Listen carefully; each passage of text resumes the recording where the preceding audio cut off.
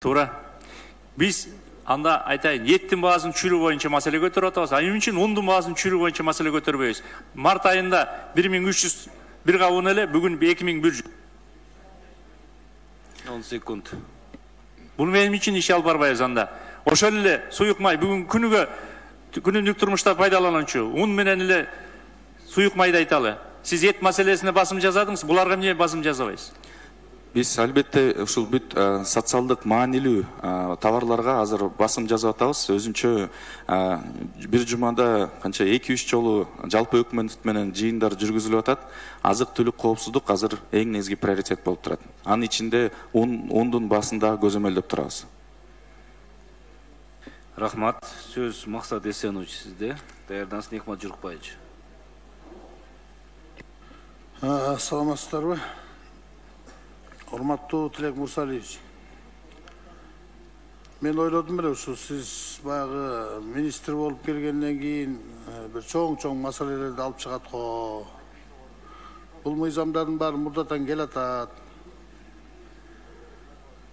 Негизи Минсельхоздогу эң негизги маселени мына башка мамлекеттерди карап турсаң, Россияда мына запреттерди коеру менен саясий түрдө өзгөртүүлөрдү кийирип туруп, бүт сельский хозяйство жагын бардыгын өзгөртүүгө барды да. Ошо айдоо боюнча, ошолорду кайра иштетүү боюнча, үрөн чарбасы боюнча бардык нерселерди. Баягы силер келип аткандагы мен ойлогомда ошо бир чоң маселелерди алып алып, ушу биздин астыбызга келип чоң реформалар жөнүндөгү чыгат го деп силерди. Бирок тилекке каршы майда чүйдө мыйзамдар менен келип атасыңар мына үтүр точка менен дагы. Мында кененирээк ойлонуп карасаңар. Анткени себеби мамлекеттик деңгээлдеги азыр азык-түлүк менен камсыздоо биринчи орунда турат. Биринчи орунда туруп атат. Бирок бул жерде мамлекет эч кандай иш кылбай эле канчадан бери. Мына үрөн чарбасын боюнча айтайын. 14 үрөн чарбасы барбы азыр? Жалпы 11. Кыргызстан боюнча 109 үрөн чарба катталган да. Жалпы. Анын канчасы иштеп атат? Мамлекеттик.